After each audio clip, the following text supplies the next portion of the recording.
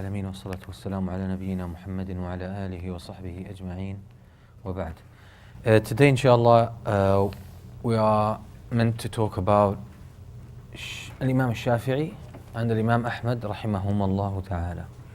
So we spoke last time about Imam Abu Hanifa and Imam Malik rahimahumullah. May Allah have mercy upon them both. And we briefly explained a little bit of the history behind Imam Abu Hanifa and his madhab. We talked about some of the main principles in his madhab.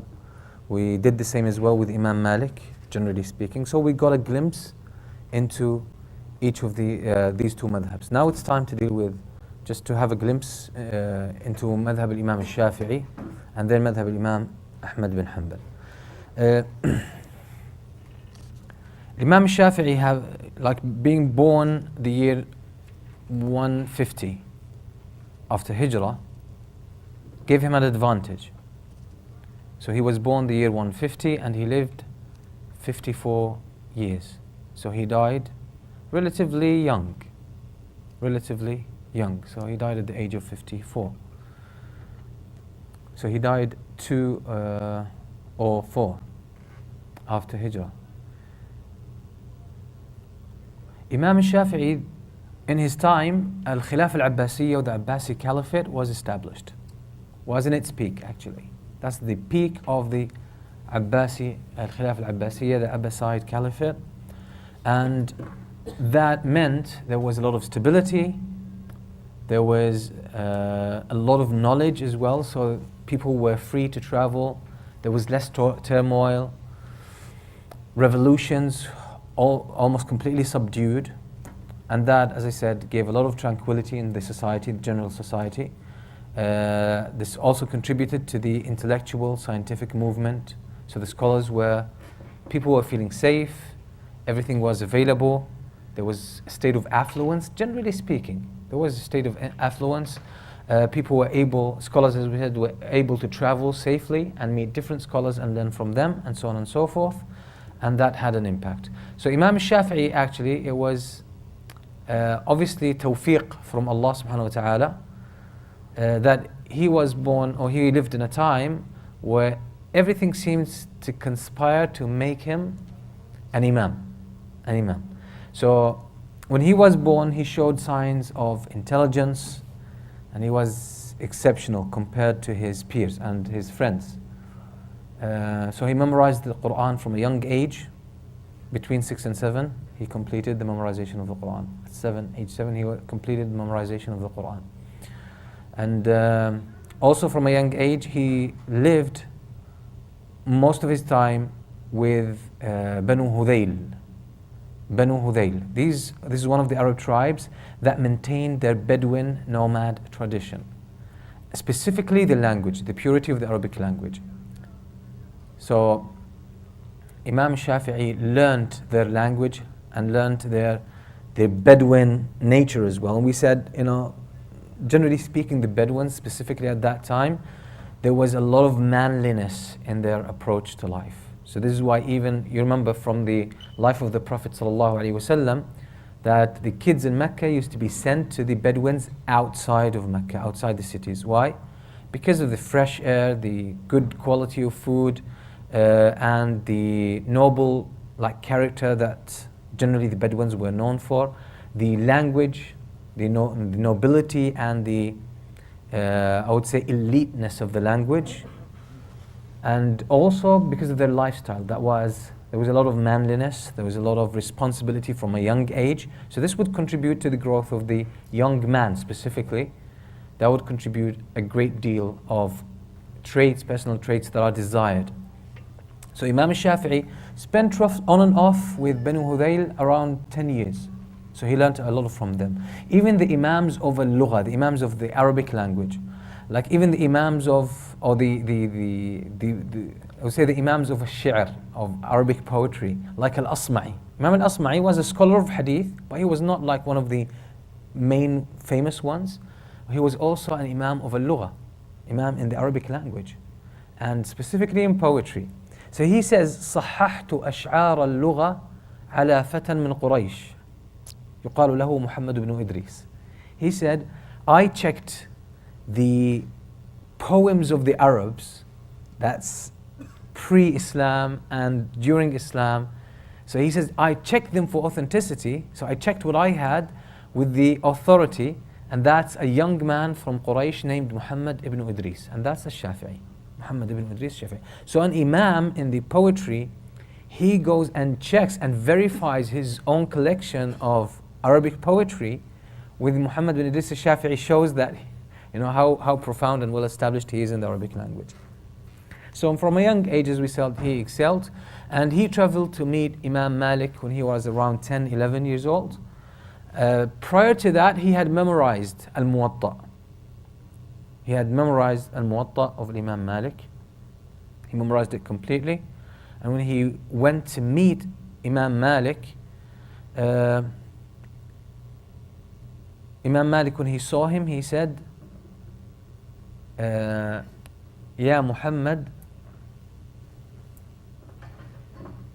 اتق الله ولا تعصه فإن لك شأنا. He said to him, fear Allah and do not commit sins, do not transgress against the limits of Allah, because I can see you will have a future. You have a promising future. That's Imam Malik. So Imam Shafi'i became a student with Imam Malik. He stayed with him around 10 years or a bit more. He studied with him and he learned from him, and he was considered to be one of the main students of Imam Malik. And in his early stage, he was a follower of the madhab of Imam Malik. But madhab in that time was not very well established as we know it now. Okay, so it was basically a teacher's style.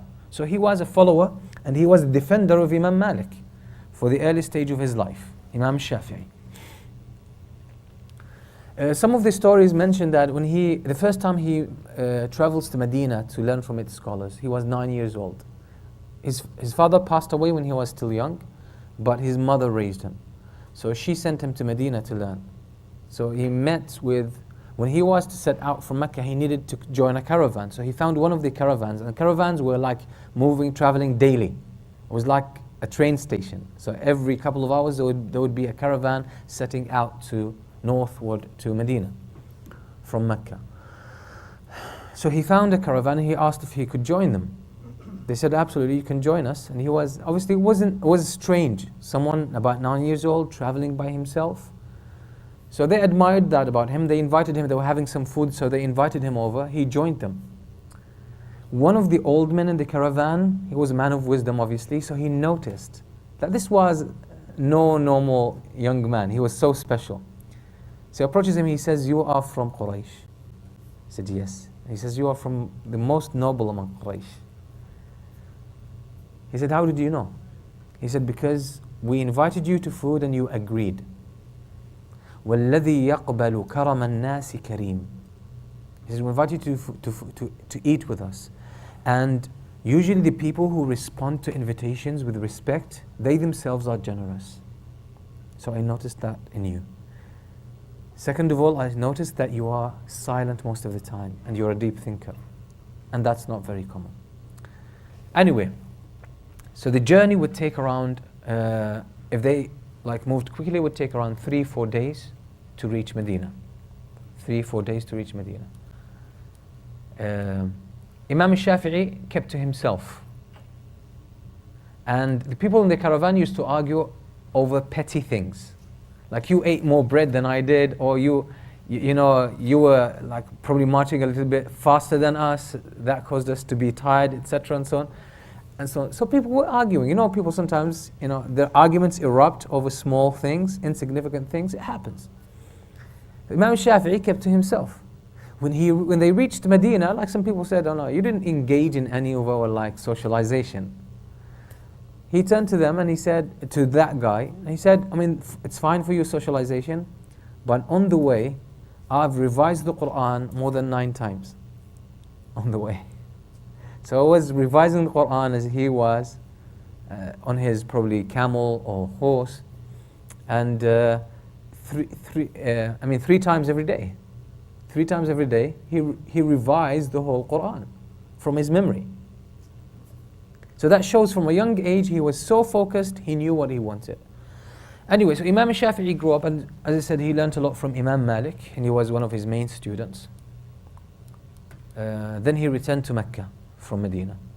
He learned again with the Imams in Mecca, who obviously, and in Mecca was the knowledge mainly of Ibn Abbas specifically. The knowledge of Ibn Abbas. So the students and students of the students of Ibn Abbas and Abdullah ibn Umar as well. So he learned, studied with them. And when he was in his early 30s, the governor of Yemen visited Mecca and he was introduced to Imam al-Shafi'i. He liked him and he said, why don't you come and join me and become one of, I would basically put you in charge in one of the areas under my governance. So he made him the wali of Najran, or the al-amil ala Najran, basically the person who watches over Najran. Najran is to the south of Saudi Arabia, on the borders with Yemen now. So you watch over that area. So you're more of a governor, okay? More of a governor. So Imam Shafi'i actually took that position. It's a position, government position. And at the time he was in his early 30s, 31 probably. But Imam Shafi'i was very strict. Like, people would play games, people would bribe, etc. He would not accept that. He would not take that. This created him a lot of enemies. So they managed actually to create problems and spread rumors about him that he was from the Shia. That he was Shia. That he actually believed that Khilafah of Abu Bakr, Khilafah of Umar al-Khattab, Khilafah of Uthman were invalid, and so on and so forth. But obviously he was not. But this was a lie. So he was taken as captive. He was arrested by the police with some of his friends. All of them were killed. All of them were killed except for Imam Shafi'i. Because Imam Shafi'i had very strong, he was very articulate. So he could defend himself. In Arabic we say كَانَ قَوِيَّ الْحُجَّةِ. He was very persuasive. So the governor himself, he could not even find a way or a loophole to accuse him or find anything against him. And what happened at that time, Muhammad bin al-Hasan al-Shaybani, whom Shafi'i had met before. Muhammad bin al-Hasan al-Shaybani is the student of Abu Hanifa, one of the main students of Abu Hanifa. He had met Imam al-Shafi'i once previously. So when he heard about this, he interfered with al-Mansur, the Khalifa in Baghdad. And he praised Imam al-Shafi'i and he put a word for him. So that helped, get Imam al-Shafi'i, acquit him of any kind of, absolve him of any kind of accusation against him. So he went free. He decided to leave the government positions and to focus on knowledge. That time he was 34 years old. Still young, 34 years old. So he decides to go to Iraq, study with Imam Muhammad bin al-Hasan al-Shaybani. And he studied with Imam Muhammad bin al-Hasan al-Shaybani. Imam Shafi'i said that I learned from him, and when I left Iraq, I had the knowledge that I learned from Muhammad bin al-Hasan al-Shaybani written in books that was a full load of a camel. It's huge. And he says, all of it's still in my head. So he learned a lot from Imam Muhammad bin Hasan al-Shaybani. So that's the advantage that Imam al-Shafi'i got. Look at, for example, the madhab of Imam Abu Hanifa. Abu Hanifa did not put principles for his madhab, but it's his students that started distilling the principles. They started to see the patterns of the fiqh of Imam Abu Hanifa and make it as principles. The same with Imam Malik. Imam Malik did not say, okay, these are the principles or the dynamics in the background of my madhab. He didn't say this. But his students later on developed that, and they wrote down their fatwa and they documented that. But Imam Abu Hanifa and Malik, they did not themselves worry so much about this. So these details were taken care of by their students. So Imam al-Shafi'i benefited from all of this documentation. It was all available to him. So he was able to take from all of this. So he benefited from that. So when he left Iraq, he came back to Mecca. Now he started teaching. By the way, Imam al-Shafi'i started teaching. There are two different views. He started teaching when he was 15. The other view, he started teaching when he was 18. started teaching in the Haram in Mecca. So from a young age, he excelled and he was recognized as an authority. So when he came back from Iraq, notice, we remember what we said about Madrasat al-Hadith in Medina and Hijaz in Mecca as well, but mainly in Medina. And Madrasatu Ahl al-Ra'i, the people of opinion and intellect and analogy, which was in Iraq. Imam al-Shafi'i, these two schools of thought were in a state of conflict. So the ones in Iraq were criticizing the people in Medina and Mecca and Hijaz, and vice versa. So it was a state of conflict. Imam al-Shafi'i had the advantage of studying with both schools. So he had access to both schools. And he did not go against them. He combined them. He combined them. So that was the advantage of Imam al-Shafi'i. By virtue of him coming later than Imam Abu Hanifa and Imam Malik, he got the advantage to see what the points of contention were, what the differences were. And obviously, at his time as well, the hadith was more documented than at their times. So he got more advantage, more exposure. So his point was to resolve that kind of contention or disagreement between Ahl al-Hijaz and Ahl al-Iraq, which is the people of al-Hadith and the people of al-Ra'i.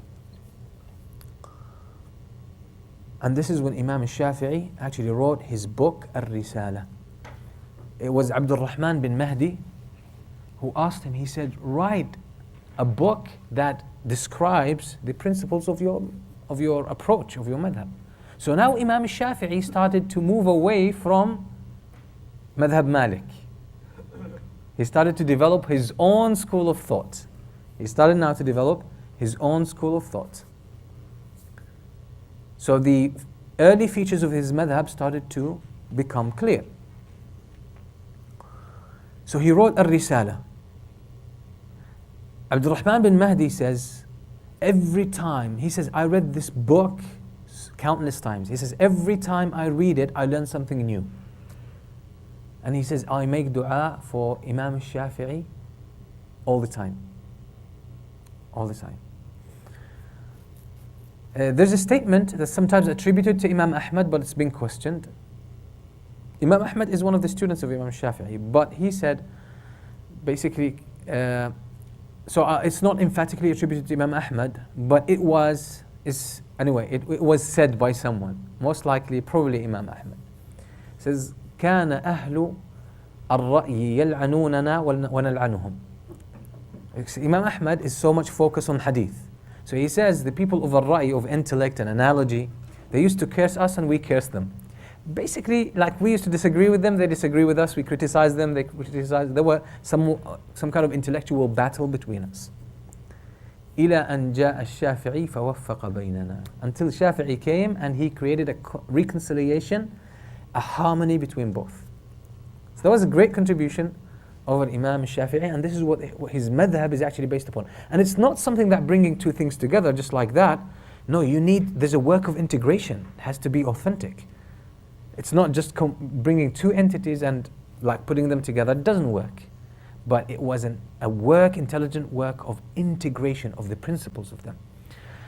So Imam Shafi'i started something very unique. He documented the principles of his own school of thought. And that's unique. So you don't find this, for example, as we said, from Imam Abu Hanifa or Imam Malik, because they were basically, it's their students who took their madhab and they then classified them, organized them, and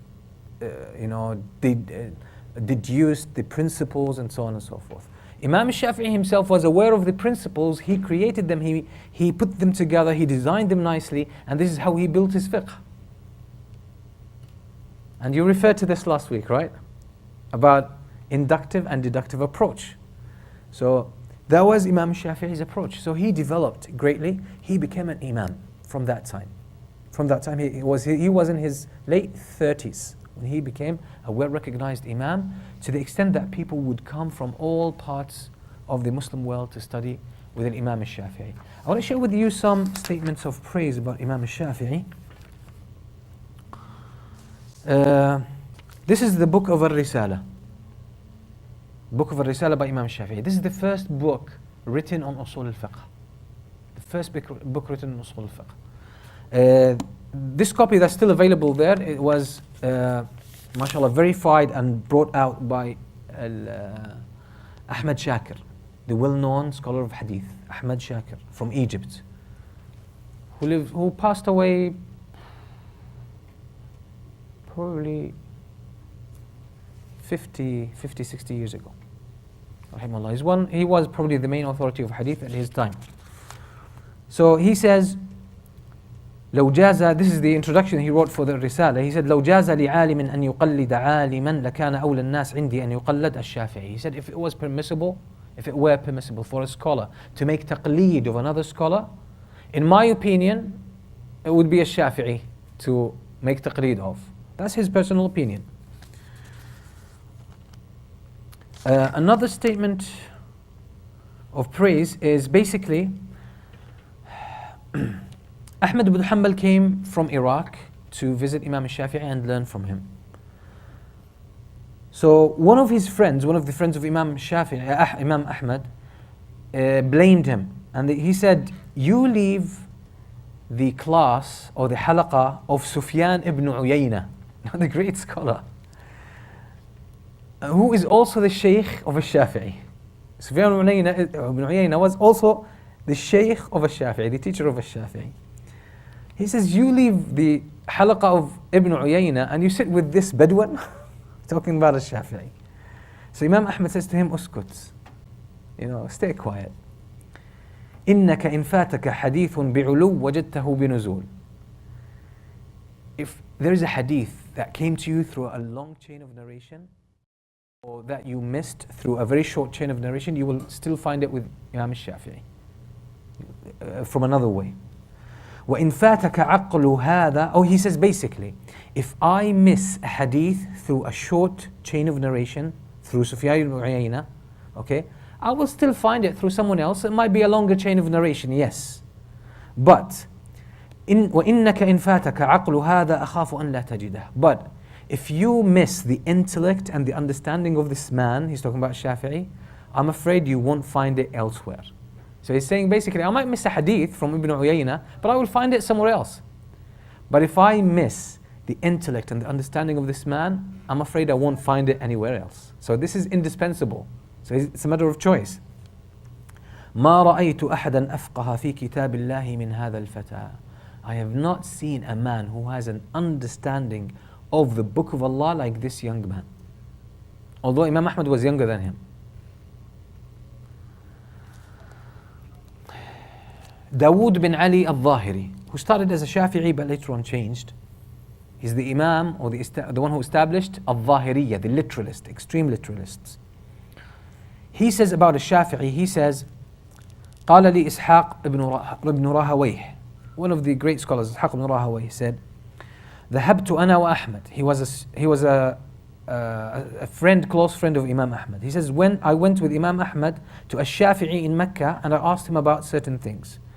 So I found him very eloquent in his language and very beautiful in character. فوجدته فصيحا حسن الأدب. فلما فارقناه, so when we're done with questions and we left, أعلمني جماعة من أهل الفهم بالقرآن. Some people of knowledge of the Quran, they told me أنه كان أعلم الناس في زمانه بمعاني القرآن. So the people who understand the Quran, they told me that this man, al-Shafi'i, was the most knowledgeable of the meanings of the Quran of our times. وأنه قد أوتي فيه فهما. He's been granted by Allah a deep understanding of it. فلو كنت عرفته للزمته. Had I really known this, I would have stayed with him. I would have kept close company of him. Imam Ahmad says, لولا الشافعي ما عرفنا فقه الحديث. He said, had it not been for the Shafi'i, we would not have received the understanding of the hadith. And that's by virtue of Imam Shafi'i combining madrasat al-hadith with madrasat al-ra'i. Yes, the fiqh of Imam Malik and the people of Hijaz with the fiqh of Imam Abu Hanifa and the people of Iraq.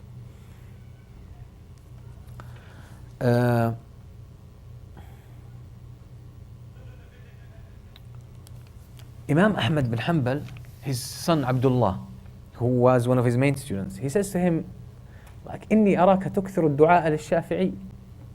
I see that, I notice that you also make dua for Shafi'i all the time. He says, yes.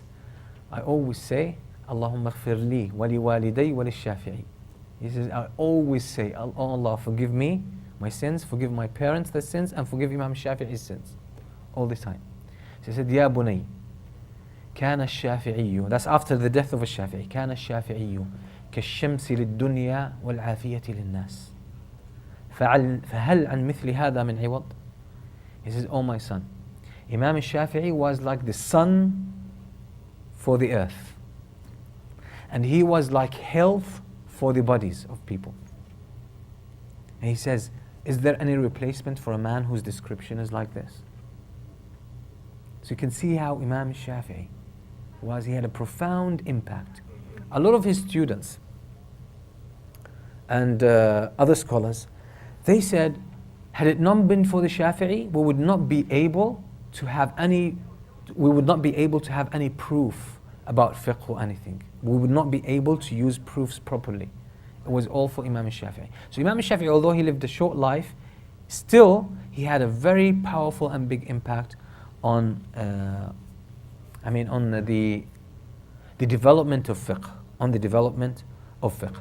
Now Imam al-Shafi'i, after staying in Mecca for a while, obviously he came back from Iraq, stayed in Mecca for a while, became very well-known Imam. He decided to go again to Iraq. So he went to Iraq again. And obviously the first time he missed Abu Yusuf al-Qadi, the first student of Imam Abu Hanifa. He missed him because Imam Abu Yusuf al-Qadi had already passed away when Imam al-Shafi'i arrived the first time. Okay, now the second visit of Imam al-Shafi'i to Iraq, he went there again to learn from its scholars and discuss with them and have some kind of exchange of ideas. And he became an Imam there as well. He became recognized, people came to learn from him. Then he came back to Mecca. Some of his students say he went back a third time to Iraq, but like staying in Iraq was not easy for him because now it was the time when the Khilaf al-Abbasiyya or the Abbasid Caliphates started to get more people to help them out. The closest people to them, they were mainly Persian. Some of them were even, their Islam was doubted sometimes. So that caused some kind of trouble within the Caliphate itself. So Imam al-Shafi'i decided, because he was invited by the governor of Egypt. The governor of Egypt at the time was a descendant of Abdullah bin Abbas, his grandson. So he invited Imam al-Shafi'i to come to Egypt, and he said, we will take care of you here. You can have a good place to stay within us. So Imam al-Shafi'i decided to move to Egypt. So he went to Egypt and he learned from its scholars, specifically the students of Al-Layth ibn Sa'd. Al-Layth ibn Sa'd. And that's what Imam Shafi'i said, his famous statement, when he said, Al-Laythu afqahu min Malik, walakinna talamīdahu lam yaqumu bimadhhabihi katalamīd al-Imam Malik. He said, Al-Layth ibn Sa'd has more understanding, a probably better quality understanding than Imam Malik. But his students did not carry his madhab like the students of Imam Malik. So Imam Shafi'i, in Egypt, having all this experience, he reached a level of maturity. In Iraq, he wrote a book that's called Al-Hujjah. Al-Hujjah, that contains his fiqh. This contains his fiqh. But when he came to Egypt and settled there for a while, it seems Egypt as well was flourishing at the time. So there was a lot to learn. So he learned and he matured personally and in terms of knowledge and studying. So what happened? Imam al-Shafi'i now changed some of his opinions, changed some of his fiqh. So he wrote a new version of Al-Risala. And this is the one that we have. That's the second version. Most likely the first version was lost, the one that he wrote in Iraq. So that was the final Risala that he wrote. And then he wrote his own madhab. Like it's not his students. He wrote his own fiqh in a book, that's the famous book of Imam al-Shafi'i, that's called Kitab al-Kitab. That contains the fiqh of Imam al-Shafi'i. So this is why Imam al-Shafi'i, usually when you look into the madhab of al-Shafi'i, when they mention the statements of Imam al-Shafi'i, they say fil qadim wal jadid. Al-Qadim was his old madhab, first madhab, when he was mainly in Iraq and probably sometimes in Mecca. And his Al-Jadid when he was in Egypt. That's the most recent madhab opinion. So this is why usually you have two statements or two opinions from Imam al-Shafi'i. And he himself, sometimes in his book, he would document the difference of opinion that he had or the development of his own opinions. So Imam al-Shafi'i, as I said, he spent these last few years of his life in Egypt, and that's where he died. That's where he died. His madhab flourished and was mainly established in Egypt. Then it went to Sham. Some people took it in Sham and in Iraq. Later on, it spread more into certain parts of Asia Minor. So it went into what's known today as Afghanistan and Pakistan, a little bit of India, and then it traveled with some people into Malaysia, Indonesia. So now it's still like in Malaysia and Indonesia, their madhab is in madhab al-Shafi'i. They follow al-madhab al-Shafi'i. You'll have some pockets in Pakistan, India, somewhere in Turkey, there are Shafi'is. A little bit in Iraq as well, there are some pockets of Shafi'is. In Sham, there are Shafi'is. In later years or later centuries, Shafi'i's madhab developed a little bit in Sham. So you will find some of the madhab, or some of the followers of Imam Shafi'i in Sham. But mainly the fortress of madhab Imam Shafi'i was mainly in Egypt. And also in Hijaz, some of the people followed the madhab of Imam Shafi'i. So you will find them there as well. Yemen, at some stage was mainly Shafi'i. And I think until today as well, most of the Yemenis follow the madhab al-Shafi'i. The Sunnis in Yemen follow the madhab al-Shafi'i. Madhab al-Shafi'i spread. So in terms of spreading, the two main madhabs was Imam Abu Hanifa's madhab, like we find today, and Imam al-Shafi'i's madhab. That's last 3 centuries. Their madhabs are probably competing in terms of popularity and numbers. So in terms of how widespread the madhab is, Imam Abu Hanifa's madhab and Imam al-Shafi'i, they are probably competing in terms of number. Okay, to a lesser extent, al-madhab al-Maliki, and to a lesser extent is al-madhab al-Hanbali. Let's see what else we can say about Imam al-Shafi'i.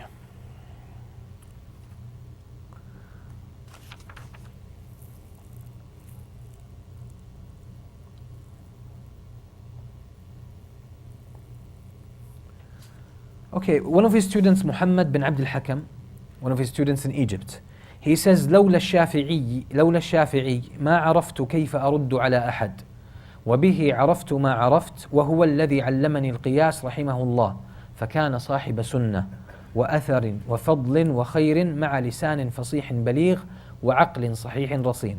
He says, had it not been for the Shafi'i, I would not have developed the ability to, have discussion and reply to people who disagree with me in terms of fiqh. And it's through Imam al-Shafi'i that I know what I know. He's the one who taught me analogy and qiyas. He was a man of sunnah, so he was followers of the sunnah, and the athar the narrations that came from the companions, وَفَضْلٍ وَخَيْرٍ. He's a man of virtue and goodness in himself. مَعَ لِسَانٍ فَصِيحٍ بَلِيغٍ. Very eloquent tongue. وعقل صحيح رصين, a very intelligent and right mind, sharp mind. So that's a description of Imam Shafi'i by one of his students. Al-Rabi', one of the famous students of Imam Shafi'i, he says, كان الشافعي رحمه الله يجلس في حلقته إذا صلى الصبح فيجيئه أهل القرآن. He says, Imam Shafi'i, when he prayed Fajr, then he would sit for his halaqah. The people who study the Quran and sciences of the Quran, they would come to learn from him. فإذا طلعت الشمس قاموا. Once after sunrise, they would leave. Imam Shafi'i would stay. Then the students of hadith would come and learn from him. جاء أهل الحديث فيسألونه تفسيره ومعانيه. The students of hadith would come to him and ask him for the meanings and the tafsir of the hadith. Then he says, after a while, فإذا ارتفعت الشمس قاموا فاستوت الحلقة للمذاكرة والنظر. So he says, afterwards, then it was time for discussions and for reviewing what has been memorized. So Imam Shafi'i would review what he memorized or what students memorized. He would do that with some of his students. One nadhar. And nadhar is discussion. And nadhar here is discussion. So they would discuss issues of fiqh. So it was more of an intellectual approach. فَإِذَا ارْتَفَعَ الضُّحَى. So after duha, which is close to dhuhr time, let's say around 11 these days, تَفَرَّقُوا. Then everyone would go back home or go to their own business. These are the students. Imam Shafi'i would stay. وَجَاءَ أَهْلُ الْعَرَبِيَّةِ وَالْعَرُوضِ وَالنَّحْوِ وَالشِّعْرِ. Then the students of language would come. Those who study language, those who study poetry and the rhymes, and those who study grammar and morphology. They would come and they would sit with Imam Shafi'i to learn from him until midday. So you can see that in every science he was a teacher and an authority.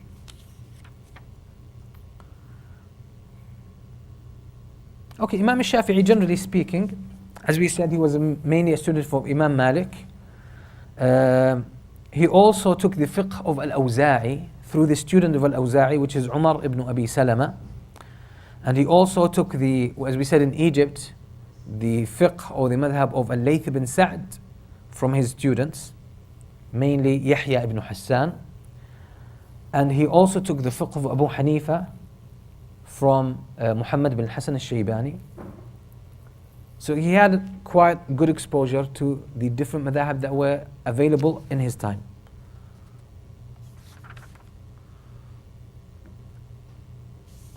Imam al-Shafi'i, generally speaking, was a person of, he would hold on to the text.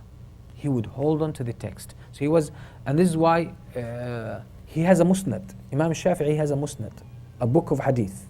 A book of hadith, a musnad. That's, as we said, classified based on the names of the narrating companions, the companions who narrated the hadith.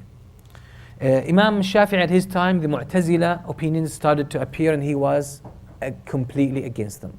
He was completely against them.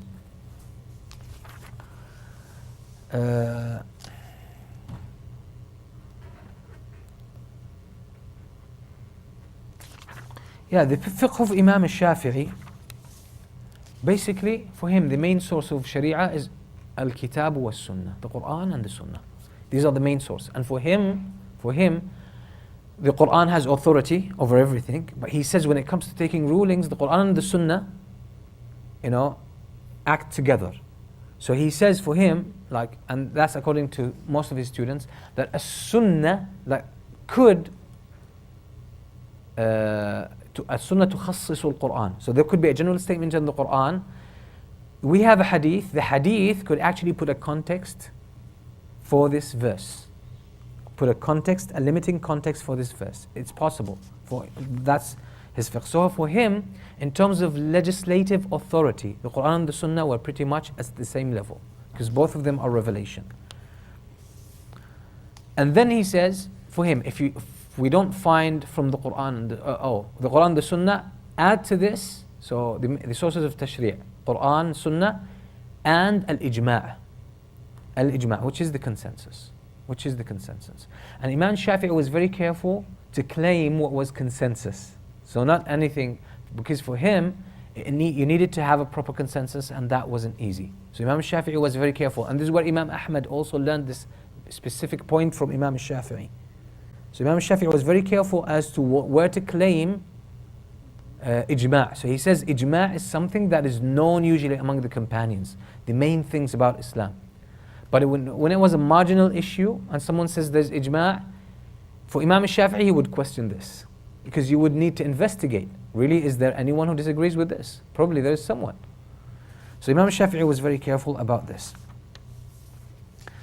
The third, or what comes after this, so if there's an issue that we do not find something from the Quran or the Sunnah that addresses it directly, we don't find an ijma', consensus about it, Imam Shafi'i would resort third to the statements from the companions.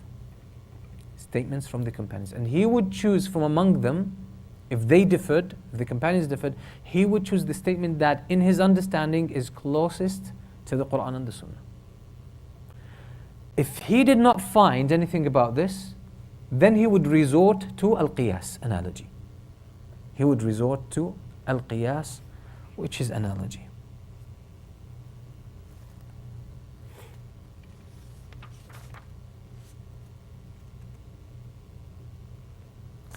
So Imam al-Shafi'i, comparing him to Imam Abu Hanifa, Imam al-Shafi'i made qiyas come a bit later.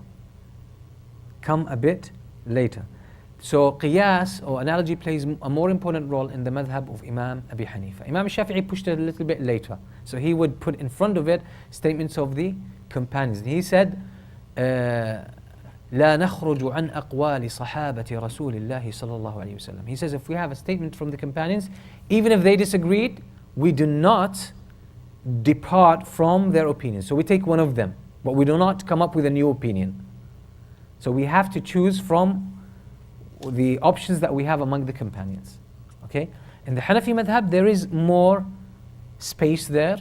There is more use of analogy. And we saw how Imam Abu Hanifa, as we said, was very careful as well when to accept hadith. So he was, like his criteria was stringent with accepting hadith, because as we said, that was justified because at his time there was a lot of lying against the Prophet. There was a lot of fabricated hadith. So he would be very careful before he takes hadith. He would verify it. If he could not verify it, he would not take it. And he would use here qiyas. He would use qiyas. So basically, Imam Shafi'i had a disagreement with one point in the Hanafi madhab, which is al-istihsan. Remember al-istihsan? We said if there's an issue and there's no statement from the Quran or the Sunnah about it, there's no ijma'. So in the Hanafi madhab, okay, the taste, it's not like a random taste, the taste of a scholar, yeah, who's developed his understanding of the Quran and the Sunnah, and his taste of Sharia, plays a role in, coming up with a ruling over this thing. So his general judgment, the judgment, okay, that is developed with a proper taste from the scholar, that's istihsan. Imam al-Shafi'i is against this. Imam al-Shafi'i says no, this has no place with the sources of Sharia. So this is why in his book Al-Imam al-Shafi'i has a chapter called Ibtal al-Istihsan, the nullification of istihsan. He goes against it. He goes against it. But anyway, like the later scholars of, that's the point to put forth for the Hanafi scholars. The Hanafi scholars later on, they qualified istihsan, and they said it's a form of qiyas. It's an informed form of qiyas. And this has strength. This opinion has strength. But anyway, there is a hazy area between both. So it's a matter of debate between scholars there. Okay? So the later scholars of the Hanafi madhab, they basically said istihsan is actually a form of qiyas. So the scholar would not deem this issue to be good or bad, his personal taste or judgment, except based on his knowledge of Sharia. So he would be using qiyas of what he knows in Sharia and compare it to what he has in hand. See the point? Okay.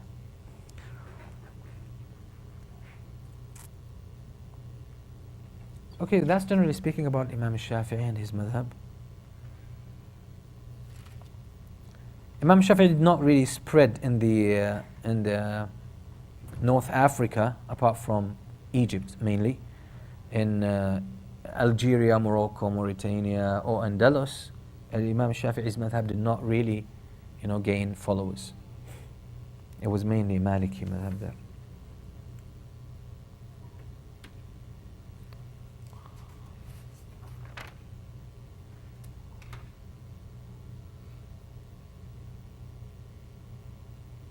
Okay, as I said, Imam Shafi'i, he wrote the principles of his own madhab in his book Al-Risala. He wrote his own madhab, Kitab al-Hujjah in Iraq first, then Kitab al-Umm in Egypt later on. Then the students of Imam Shafi'i, they developed also his madhab. And we said, when we say madhab, it's not one person. It's not one person. Yes, the Imam started the school of thought and the principles, but yet later on the scholars developed and improved the madhab. So you will find this in the Hanafi madhab, the Maliki madhab, the Shafi'i madhab. This is why Shafi'iyya, for example, when they talk about issues, if they have a statement from Imam Shafi'i, they would say, Nassal Shafi'iyyu. Shafi'i has spoke explicitly about this. So there's a terminology, specific terminology for the Shafi'i madhab. when they say وَالرَّاجِحُ كذا, or the most likely, they're usually comparing the two madhabs of Imam Shafi'i, the older one and the newer one. So they have certain statements. And then they would have statements for scholars who came later on.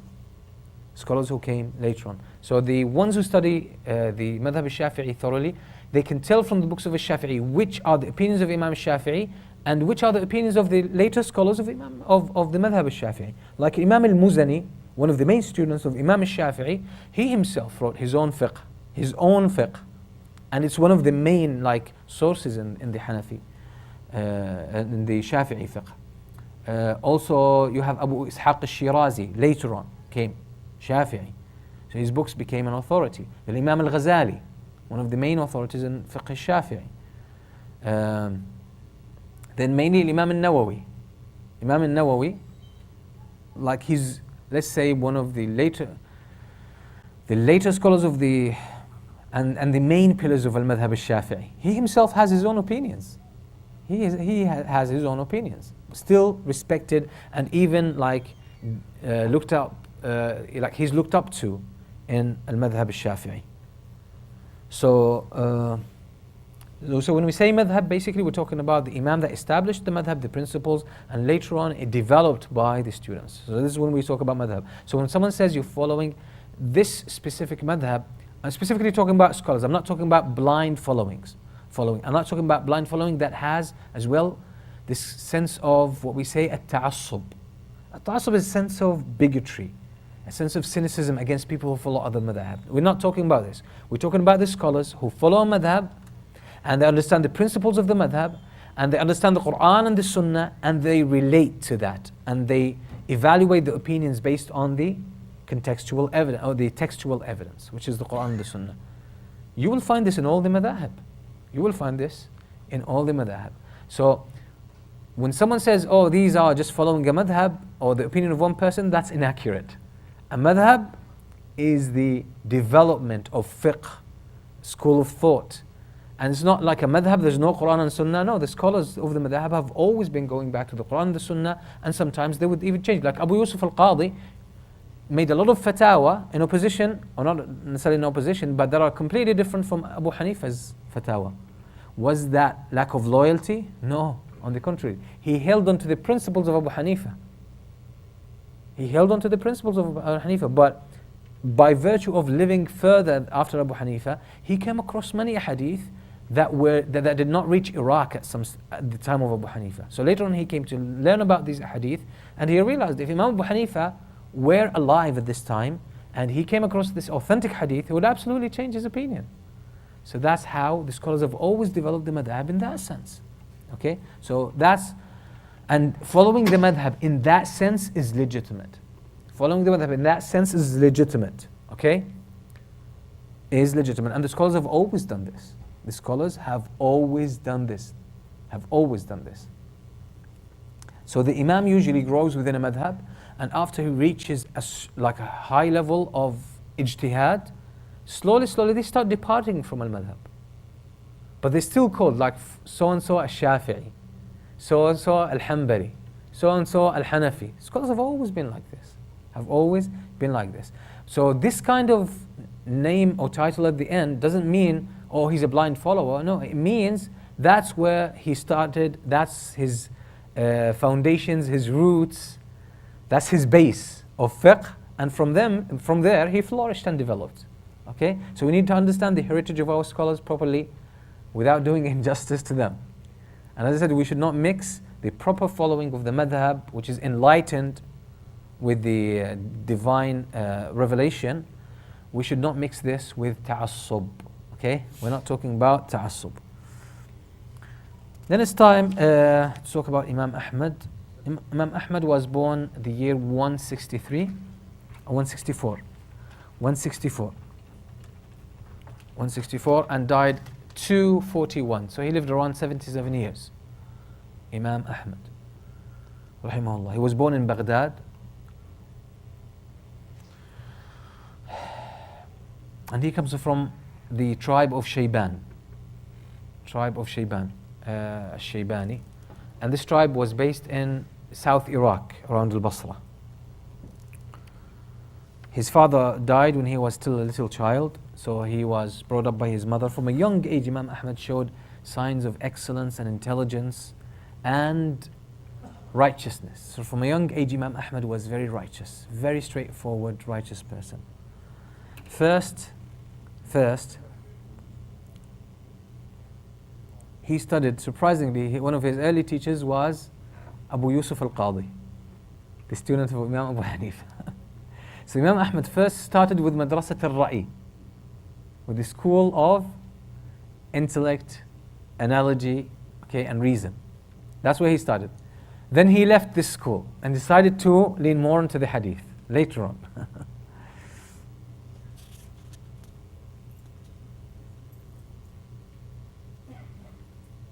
Okay, let's, we can take a minute, inshallah, just talking about him.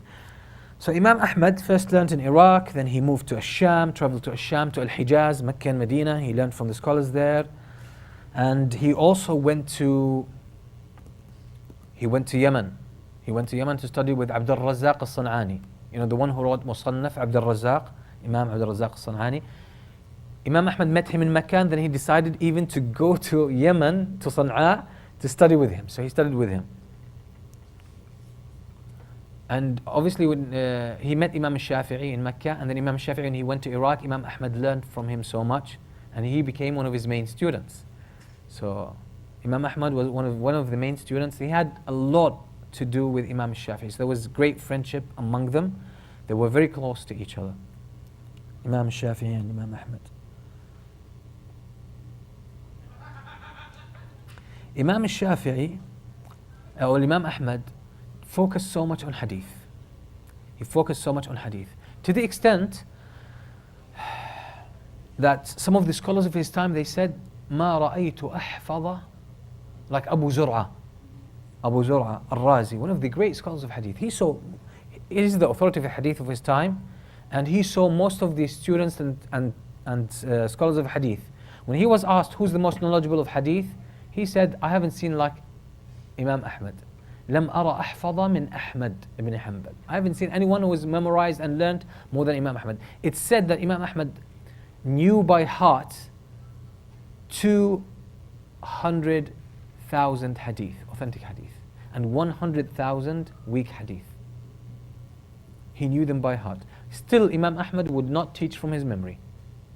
Out of wara', he was so careful, so cautious, so he would only teach from his books, although he had them in his head. But he would still teach from his books. So Imam Ahmad focused so much on hadith and decided to become a very strong muhaddith, but he had the virtue by studying with Muhammad bin Hassan, with Abu Yusuf al-Qadi, and being established in Madrasat al-Ra'i, and then studying with Imam al-Shafi'i, and studying with other scholars. Obviously he gained a lot of this, a lot of understanding. So he was a muhaddith of top class muhaddith, and he was also a faqih, top class faqih. So that's the specialty of Imam Ahmad ibn Hanbal. Imam Ahmad ibn Hanbal, although he was learned from a very young age, he refused to teach from an early age. So he decided to teach only upon reaching the age 40. And he would not give fatwa until he reached the age 40. Imam Ahmad was known for what they call in Arabic as-sakina wal-waqar. Sakina wal-waqar. He had a sense of respect, humility. He had his own presence. He had a very strong presence that was calm, quiet. That's Imam Ahmad, generally speaking. A lot of his students, when they talk about him, they describe him in that sense. Imam Ahmad went through a trial, and that was basically in the Khilaf al-Abbasiyya, specifically with al-Ma'mun, Khalifa al-Ma'mun. Someone of al-Mu'tazila really became close to him, specifically Ibn Abi Du'ad. And al-Mu'tazila, there's a philosophical background to their approach to Aqeedah. And they were quite argumentative. They tried to use logic to explain Aqeedah sometimes and argue with the people of the scripture and non-Muslims. And that led to issues and problems in their approach in some of their beliefs. So they reached a conclusion based on their principles that basically the Quran is not the words of Allah, but it's basically something Allah created. So for them the Quran was not the words of Allah in the sense that these are Allah's words. No, but they say Allah created these words, created them as a creation. Although this, like to the general Muslim, what's this argument? But for them, it was based on certain principles. And the scholars of Islam, they stood firm against this, that this wasn't the truth. But the issue in Al-Mu'tazila came close to Al-Ma'mun. They got to the point where Al-Ma'mun wanted everyone to embrace this statement. To embrace this statement. So he would bring the scholars into his presence and he would question them about this. So if they agreed, he would let them go. If they disagreed to his statement or to that statement, he would send them to prison and they would be lashed, they would go through torture and so on and so forth. They would be persecuted. Imam Ahmad ibn Hanbal was one of those, and he refused to say that statement. And some scholars really went through so much hardship to the point where they just said that to protect their own lives. They just said that statement to protect their own lives. But Imam Ahmad is very well known that he is the one who really stood firm in this fitna. He stood firm in this fitna. He did not respond to it. He refused to say this statement, and he also refused to rebel against the Khalifa. When some people approached him, they said, well, he's changing the religion, because that statement is kufr. That statement in itself is kufr. So forcing it on people is a real issue. So for them, they wanted to rebel against the Khalifa. He said no. He said no. And Imam Ahmad, because of this, he was imprisoned, he was lashed, he went through so much hardship to the extent that he was about even to die. He was on the verge of dying because of the persecution. And subhanAllah, that gave him popularity and love among the people. And one of these stories actually, where he was overly persecuted and lashed, and some scholars said to him, some good scholars of Ahlul Sunnah said to him, it's just a statement, say it to save your life. Allah subhanahu wa ta'ala says in the Quran, إِلَّا مَنْ أُكْرِهَ وَقَلْبُهُ مُطْمَئِنٌ بِالْإِيمَانِ. If you say the statement of kufr, being forced into it, you're saying this just to save yourself, there's no harm on you. So with excessive advice, Imam Ahmad thought of this. So in that story it says that the general masses of the Muslims were gathered by the Khalifa so that they would listen to Imam Ahmad, because he gained so much popularity. So Imam Ahmad would confirm the statement that the Quran was a creation, one of the creations of Allah. When Imam Ahmad was brought and he saw the masses, he said, أَمُوتُ وَلَا أُضِلُّ هَؤُلَاءِ. He said, I'd rather die than send these people astray or say a misleading statement to them. No. And that actually made his trial even worse. But Imam Ahmad remained firm upon this. His skin obviously came off because of the excessive torture in the prison, and this was for such a long time. I think he was in the prison for 28 months. 28 months, that's 2 years, 4 months. He was in the prison in that torture. During the Khilafah of Al-Ma'mun, Al-Mu'tasem, and then Al-Wathiq.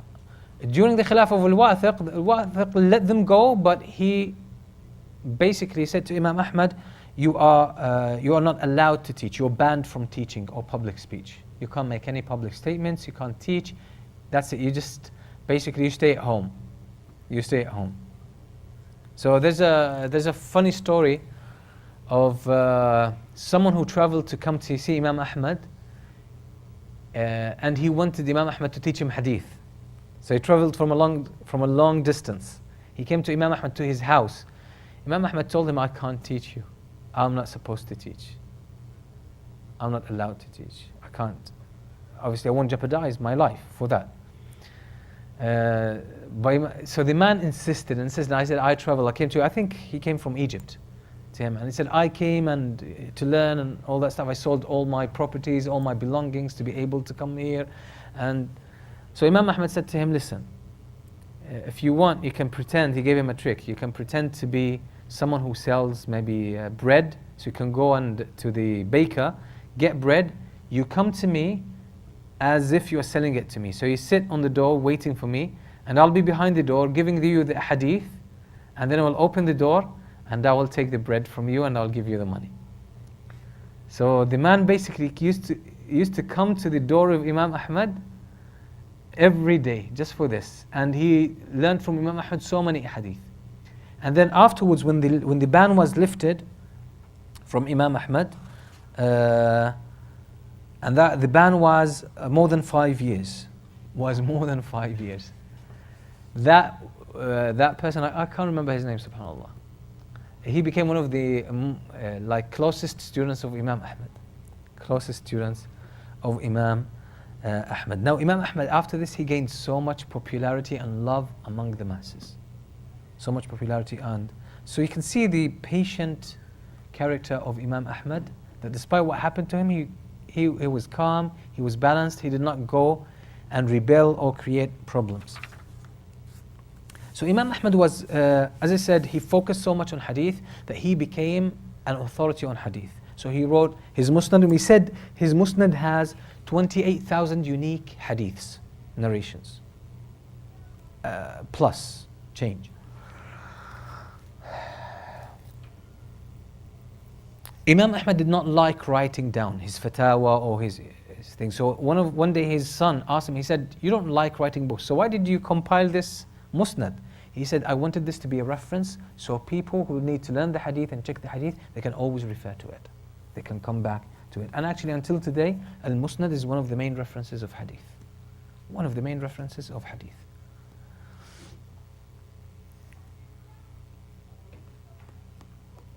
So Imam Ahmad, basically the Musnad was scattered pages.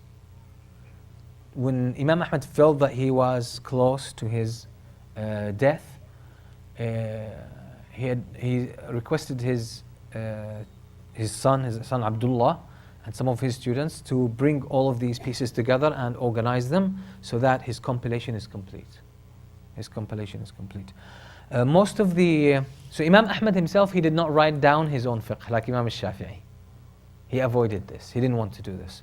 But who wrote his madhab? It was his students, including his son Abdullah. So you have Masail Imam Ahmad from his son Abdullah.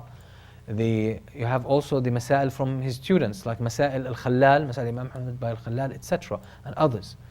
So it's his students that wrote their questions and his fatawa. So, but his madhab, his fatawa, his fiqh was documented by his students.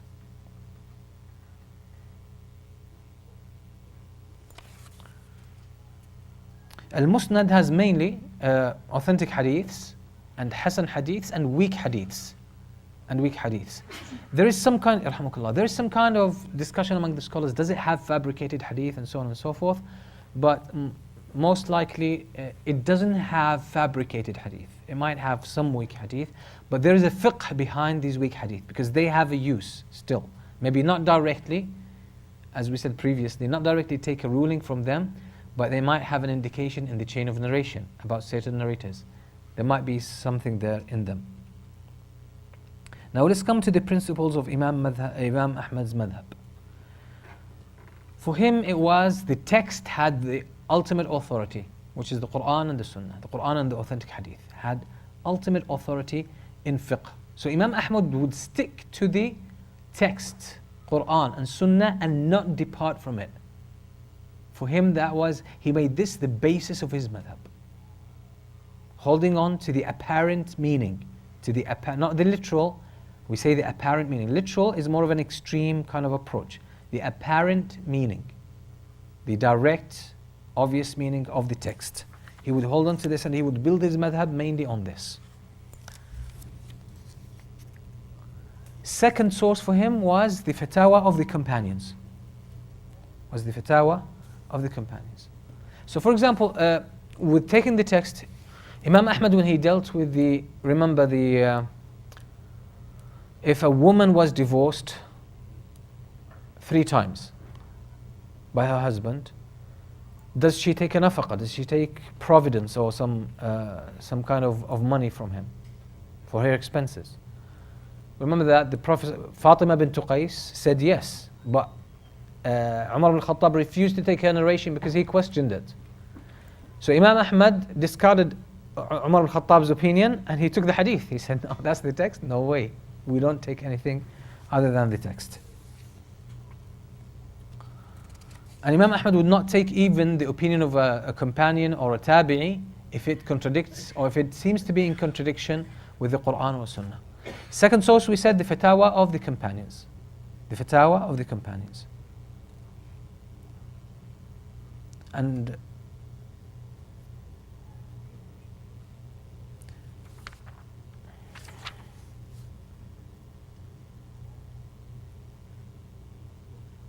so Imam Ahmad would mainly take what the companions agreed upon or what opinions were known upon them without opposition. Like if there was an opinion among the companions that had no counter opinion, he would absolutely hold on to this. So he would hold on to these. If the companions differed, Imam Ahmad would choose from their opinions the ones that are closest to the text. The ones that are closest to the text. And he would not come up with a new opinion. And he would not take the opinion of someone else other than the companions. If there's a number of opinions by the companions, he would choose from among these opinions, and he would not seek anything else. Obviously, when there's no text.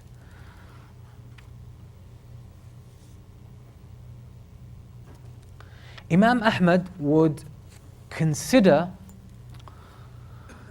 but this is a sensitive issue with Imam Ahmad. Okay, because Imam Ahmad used to call hadith al-sahih, which is authentic, clearly authentic, but there is al-hadith al-hasan, which has some weakness, but it's still sound. We call it sound hasan. Imam Ahmad, his classification, and that's the general classification: sahih, hasan, sound, and da'if, weak, okay, which is not strong enough to be taken, and fabricated. That's the general classification of the scholars. Imam Ahmad had a different classification. He had sahih and he had da'if. That's his classification. So sahih is authentic. Da'if for him is not one level. It has sub-levels, sub-categories. So among the da'if, for him, the highest level of da'if, which we call hasan, or generally the general scholars call it hasan. Call it hasan. And then there would be another level of da'if which is less, which we call da'if, which is not acceptable, generally speaking, especially in fiqh, not taken. So there are statements from Imam Ahmad that if he did not find from the Quran or the authentic Sunnah Sahih, and he did not find from the companions, he would take what he calls da'if, hadith al-da'if, but not all of it. He would take what we are calling hasan. He would take what we call hasan. So that's an issue with the terminology. But there is something, Imam Ahmad would take what we call al-mursal. Hadith al-mursal is basically what is narrated from one of the tabi'een, that one of the tabi'een says, the Prophet ﷺ said such and such. Okay, this man from a tabi'een did not meet the Prophet ﷺ. He's from a tabi'een. He's not a companion, so he did not meet the Prophet ﷺ. So he is saying, the Prophet ﷺ said such and such. This is considered to be hadith mursal. Mursal. It's one of the hadith that have gaps in the chain of narration. Most of the scholars consider these to be weak. They don't take them. They don't consider them. But Imam Ahmad says there are certain marasil, certain types of mursal like this. When it comes from certain tabi'een, that these tabi'een would not refer this hadith to the Prophet ﷺ unless they know that it's authentic. Like Sa'id ibn al-Musayyib, Hasan al-Basri. Okay? So he would choose from these marasil what he deems to be authentic. So if he did not find in the Quran the authentic hadith, he did not find from the fatwa of the companions, he would then resort not to qiyas like a Shafi'i, no, he would resort even to these marasil that tabi'een quote from the Prophet directly. But not all of them, as we said, the ones that he knows from certain tabi'een.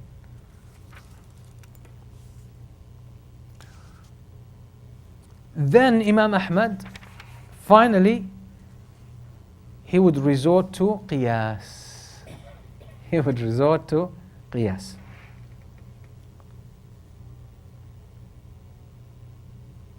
He would resort to qiyas. And he has, in his fatawa, he has a lot of qiyas.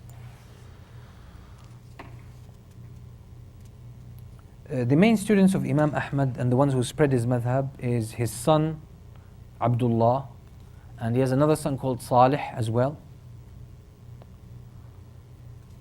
So imagine his own children are his own students as well. That's special.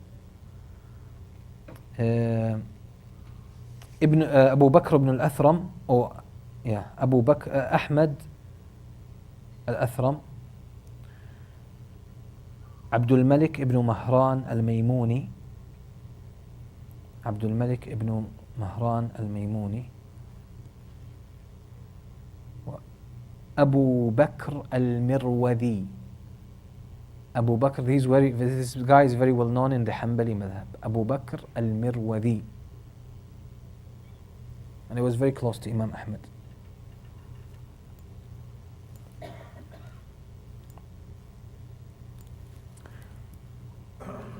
One of the students of Abu Bakr al-Mirwadi is Abu Bakr al-Khallal.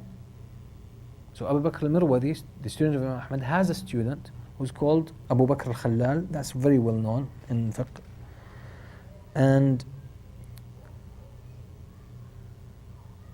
he's the one who gathered the fiqh of Imam Ahmad bin Hanbal, taking it from his student al-Mirwadi, gathered it in a book, Al-Jami' al-Kabir, called the Jami' al-Kabir.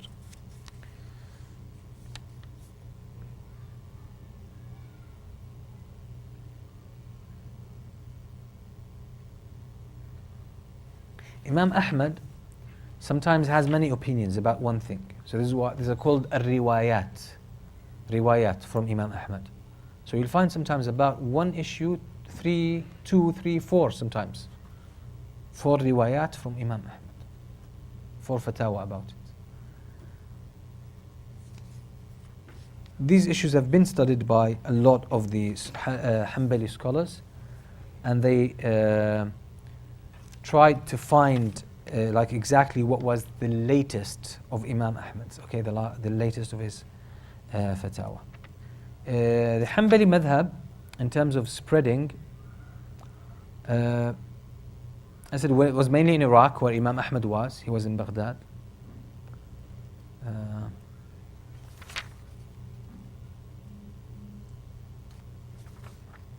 Was also in Sham.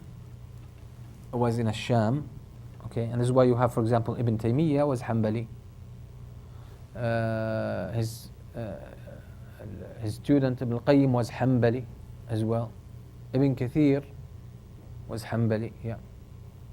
Ibn Kathir was Hanbali, yes, yeah, he was Hanbali.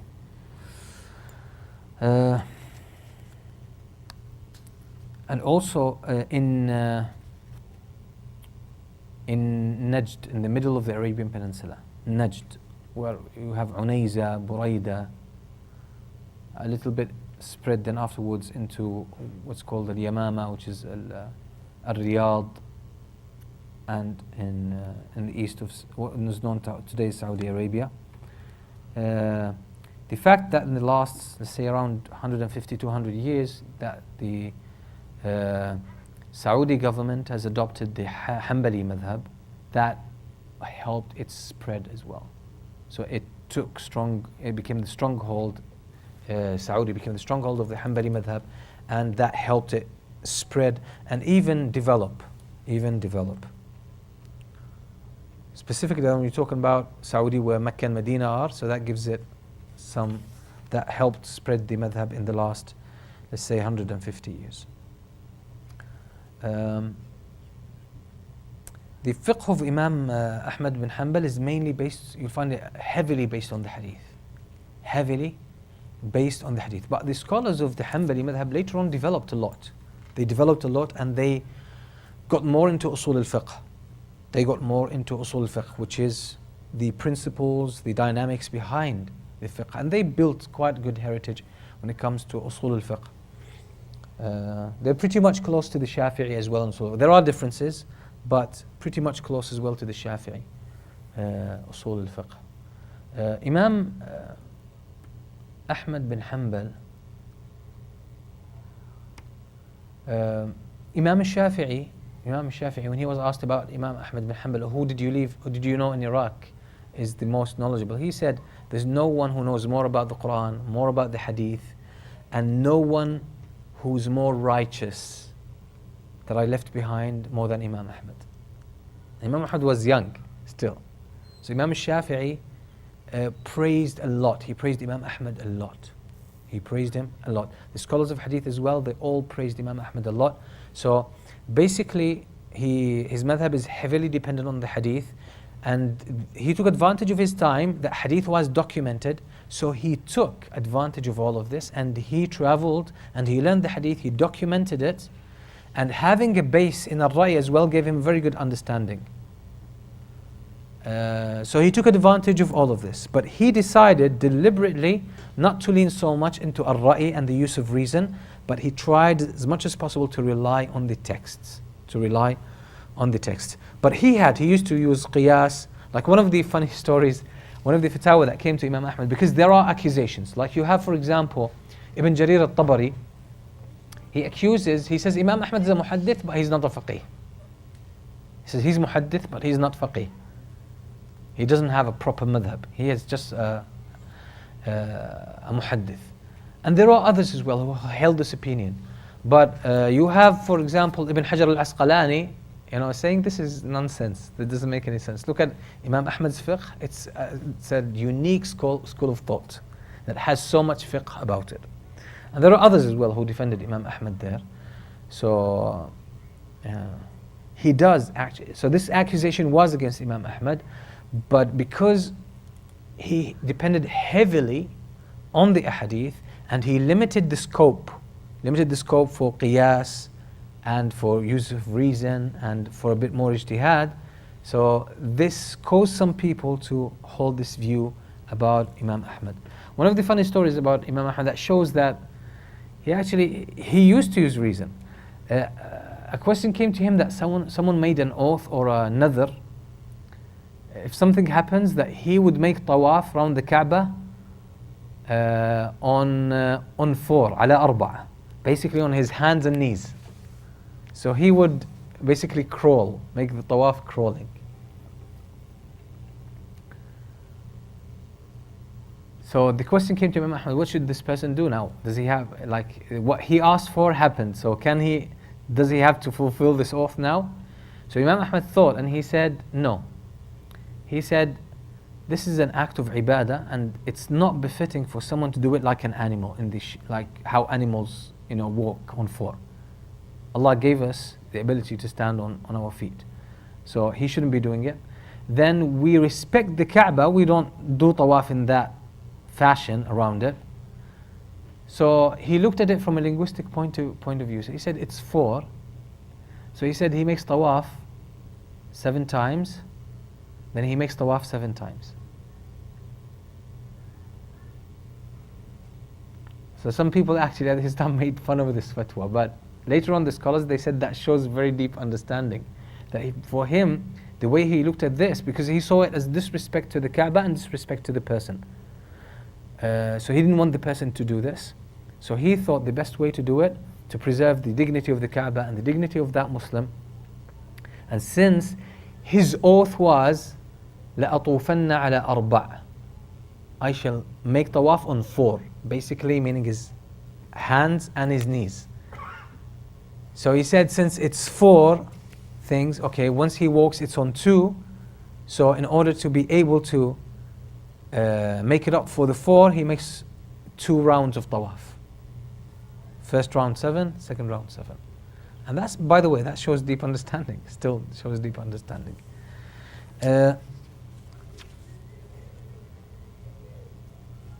Yeah, so that's generally speaking the story of, alhamdulillah, done with the four madahib. And as we said, these schools of thought were built by these scholars, but later on, they developed. The scholars who followed these schools of thought developed these madahib, and they added to them, and they modified them, and they clarified them, and they purified them, and so on and so forth. Unfortunately, later on, as we said, some people resorted to what we call ta'assub. Ta'assub, as we said, some sense of cynicism and bigotry against followers of other madhab. And they started to take the fiqh, and I'm talking about scholars and students of knowledge, take the fiqh without the texts. That's a bit problematic. That's problematic. But still, there were always within the madhab scholars who would also always take the fiqh, referring it back to the Quran and the Sunnah, see it in light of the principles of the founders of these madhab. So it was not a matter of challenging the Quran and the Sunnah by means of madhab. No, these were conduits, they were mainly means and pathways to help us understand and know how to implement the Quran and the Sunnah. So as I said, there appeared other madhab as well, like the madhab of Imam al-Awza'i. Ibn Jarir al-Tabari himself had a madhab. We saw al-Zahiriyya, like Abu Dawud al-Zahiri was first a Shafi'i, then he developed his own madhab, which is literalist, extreme literalist, and then it was taken by Ibn Hazm al-Zahiri in Al-Andalus in Spain. So there were pretty other madhab, but they started to fade away, except for mainly these four madhab. Mainly these four madhab. There were always people that they would be called Ahl al-Hadith, who would emerge from within these madhab. From within these madhab, who would still follow the hadith. Who would still follow the hadith. So for example, you have among the Hanafis,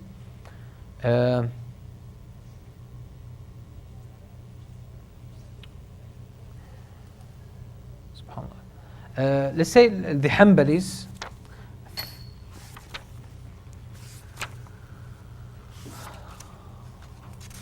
In the Hanbalis, you have, for example, it's very like Imam Ibn Taymiyyah, Ibn al-Qayyim. They're Hanbalis, but they would depart from the madhab. They're considered to be like among the Imams of Ahl al-Hadith, right? Among the Imams of the peoples who follow the Hadith. In a Shafi'i as well, you have a lot of scholars who would actually, as well, like once they, Al-Muzani himself, the student of Imam al-Shafi'i, Al-Muzani himself, one of the biggest Imams, that Shafi'iyya consider him mujtahidun mutlaq, like he reached the highest levels of ijtihad. He himself changed or took opinions other than Imam Shafi'i's, although he's his most loyal student. So these are considered to be people of Ahl Hadith.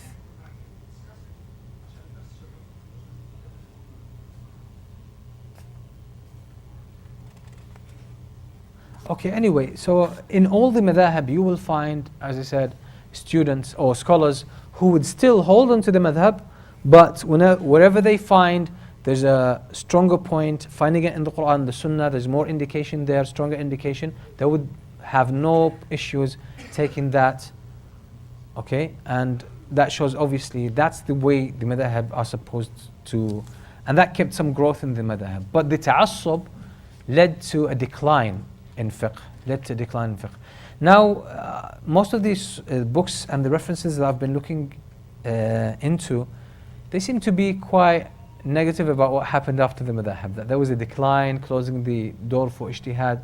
But in reality, I think that's a very pessimistic view. It's not like this. Always been scholars coming up, mashallah, showing a lot of ijtihad, showing a lot of they would renew the principles and they would bring life back again into the fiqh and so on and so forth. So there's always been showing up. There's always been showing up. So you have a lot of people in terms of their madhab that have really contributed greatly. So you would have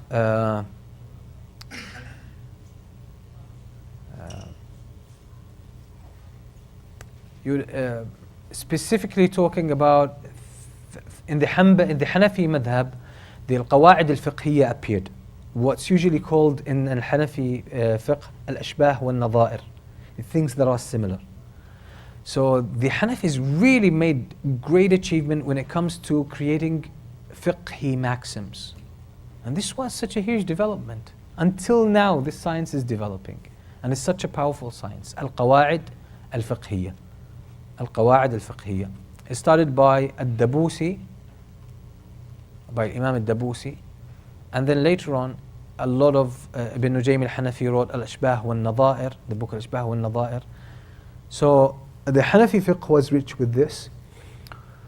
The Maliki fiqh developed the maqasid mainly, the science of maqasid, that really culminated with the writing of Al-Muwafaqat by Imam al-Shatibi. This was such a profound advancement in fiqh. Although now it's considered to be out of fiqh, but it does inform and influence fiqh greatly, seeing the maqasid and the objectives of Sharia. Also, the Shafi'is are the ones who probably contributed the most to usul al-fiqh. They contributed the most to usul al-fiqh. So when you talk, for example, about Imam al-Qarafi, when he mentions just his book Al-Furuq, the differences between things that seem to be similar, his contributions in usul al-fiqh, Al-Razi, Imam Al-Razi in Al-Mahsul in usul al-fiqh, these are Shafi'is, okay? Al-Ghazali, his contribution to the fiqh al-Shafi'i. Imam al-Haramain al-Juwayni, his contribution is amazing to usul al-fiqh and to fiqh itself.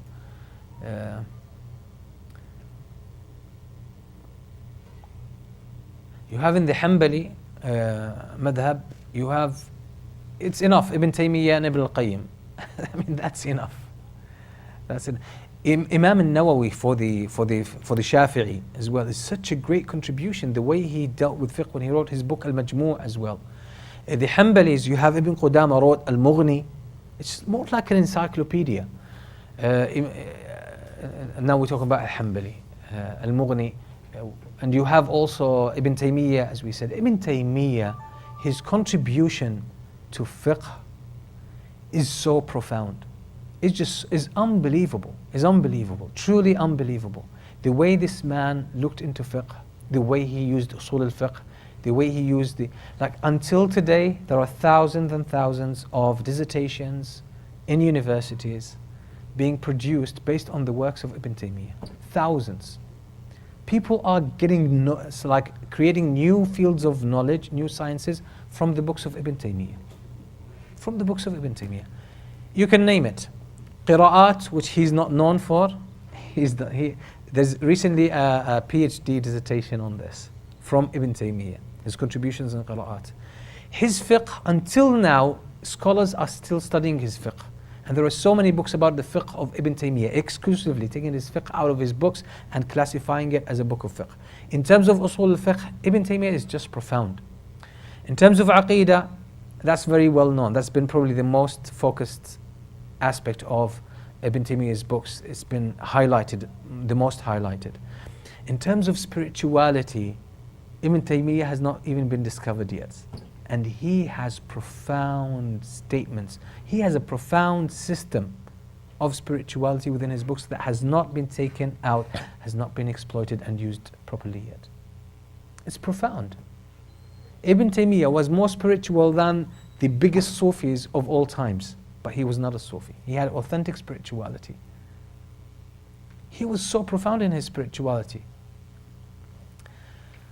Like anything, you name it when it comes to Ibn Taymiyyah. Even the maqasid, you will still find a lot of hints, powerful hints and points from Ibn Taymiyyah. His contributions to history, his contributions to philosophy, his responses in the field of logic and arguments. He responded to Aristotle, he responded to a lot of these Greek and Roman philosophers. He responds to them. Like one of his books is Al-Radd ala al-Mantiqiyyin, a response to people of arguments and logic. This is probably such a profound book on philosophy. His contributions to language, profound. Arabic language, morphology and grammar, unbelievable. To the semantics of the Arabic language, ilm al-ma'ani. These are, by the way, PhD dissertations that have been coming in, like each one, tens of them. Big numbers are coming out every year. Just getting, this man is amazing. So to say that the fiqh has gone down, it's probably maybe stalled a little bit, yes, but there are major trends that have really boosted the growth of fiqh. Now the problem is with our times. There are great efforts and endeavors here and there, but the problem is that there's no general trend that is picking up and gaining momentum. That's been the case in the last 300-400 years. That's the issue. That's the issue. And this is something probably we'll try to summarize and finalize and conclude inshallah next week. So next week most probably will be the last. If we might need another one for those who want to discuss their like research topics, that might be the case. But hopefully, I'm hoping inshallah, next meeting inshallah, we will conclude with the evolution of fiqh.